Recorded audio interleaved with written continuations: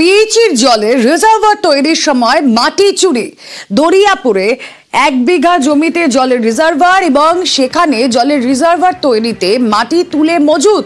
আমডাঙ্গায় মজুত করা মাটি অন্যত্র বিক্রির অভিযোগ। কিভাবে মাটি চুরি হচ্ছিল আমাদের প্রতিনিধি জিয়াউল আলম আরো বিস্তারিত জানাবেন। জিয়াউল, দেখো, আমডাঙ্গা চণ্ডীগড় গ্রাম পঞ্চায়েতের দরিয়াপুর এলাকায় সেখানে একটি পিএইচি রিজার্ভার তৈরি করা হচ্ছিল প্রায় 1 বিঘা জমির উপরে। কিন্তু সেখানে যে জমির সে রিজার্ভার করা হচ্ছিল সেখানে প্রচুর মাটি মজুত করা ছিল।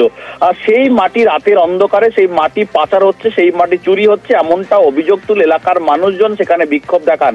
এবং পঞ্চায়েতের প্রধান ও উপপ্রধান তাদেরও একটাই দাবি যে কিভাবে এখানে সরকারি জায়গা, সরকারি জমি, সরকারি মাটি কিভাবে চুরি হচ্ছে, কার ইন্ধনে চুরি হচ্ছে তা নিয়ে কিন্তু তারা একেবারে প্রশাসনের উপরে ক্ষোভ উগরে দেন। এবং তাদের একটাই দাবি যে এখানে যে সাব কন্ট্রাক্টর অর্থাৎ যে সাব কন্ট্রাক্টর রয়েছেন ইমান আলী, তিনি নাকি সেই মাটি পাচার করছেন, এমনটা অভিযোগ আকারে তারা বিক্ষোভ দেখান এবং তারা দ্বারস্থ হবেন পুলিশের। এবং ইতিমধ্যেই কিন্তু ইমান আলী, যার নামে এই অভিযোগ সাব কন্ট্রাক্টর, তার স্পষ্ট দাবি তিনি কোনো মাটি চুরি করেননি, তার এটা কাজ নয়। কিন্তু যেভাবে সরকারি জায়গা থেকে, পিএইচি জায়গা থেকে মাটি পাচার হচ্ছে, যেখানে নিরাপত্তা থাকার কথা, সেখানে কিভাবে মাটি পাচার হচ্ছে এবং তা নিয়ে ইতিমধ্যেই কিন্তু এলাকার মানুষজন সোচ্চার হয়েছেন পঞ্চায়েতের প্রধান ও উপপ্রধান সহ। ফলে এলাকায় একটা চাপা উত্তেজনা সৃষ্টি হয়েছে, কিভাবে মাটি পাচার হচ্ছে। ইতিমধ্যেই পুলিশের দ্বারস্থ হয়েছেন এলাকার মানুষজন। বেশ, মাটি সব চুরি হয়ে গেছে। এবারে এখানকার যে সরকারি কাজ হচ্ছে যে ইমান এই মাটিটা নাকি অন্য জায়গায় বিক্রি করে দিয়েছে কন্ট্রাক্টর।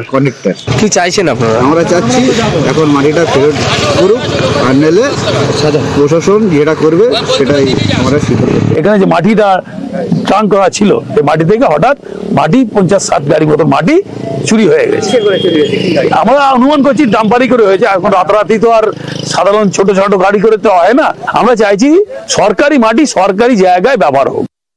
আমাদের দাবি পিএসসির মাটি সরকারি জায়গায় পড়বে, বলা কওয়া আছে, কিন্তু সরকারি জায়গায় না পড়ে মাটিটা এখানে রাতারাতি হাওয়া হয়ে গেছে, যার ফলে পাবলিক বিক্ষোভ করছে। এখানে মাটি এখানে আমরা তো কে বিয়ে করেছে, কে কিনতে নিয়েছে আমরা জানলে তো তখনই গাড়িটা আটকাতাম। এটা তো প্রশাসন দেখা উচিত।